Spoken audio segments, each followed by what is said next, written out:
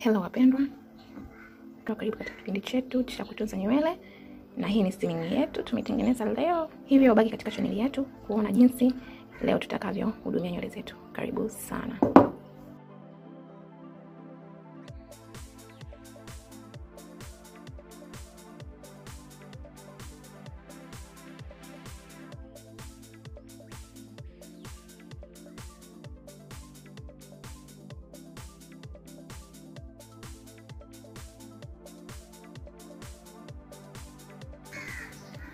Watu wengi wanakata nywele kipindi wakiwa wanafumua nywele zao au muda wakiwa wanaziosha nywele zao. Ndio maana nawashauri sana, tenga muda kabisa. Tenga muda kama huu muda na nataka kuzihudumia nywele zangu. Zihudumia nywele zako kwa upendo, pole pole, bila haraka yoyote.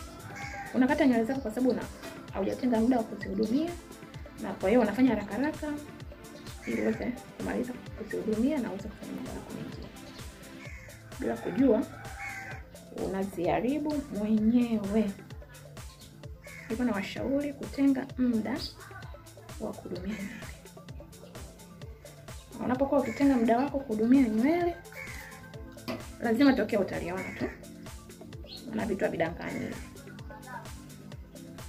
Wengi wanakatisha tamaa kwamba nywele yako haiwezi kufuata ukihudumiaje. Lakini ukiangalia ambao wanakatisha tamaa, unakuta nywele zao ni dhaifu. Unakuta ndio wale ambao wanapasi nywele zao, wanapo dry, nywele zao ni dhaifu, zimeshakufa. Ndio maana wanakukatisha tamaa. Huwezi kukuta mtu mwenye nywele ambazo zina afya alafu anakukatisha tamaa, ambaye mtu unataka kuanza safari yako ya kuzihudumia nywele ili zikue vizuri. Huwezi kukuta. Kwa wengi ambao wanakatisha tamaa ni ambao nywele zao hazina afya. Unakutia moyo wewe ambaye unataka kuanza safari yako ya kuhudumia nywele.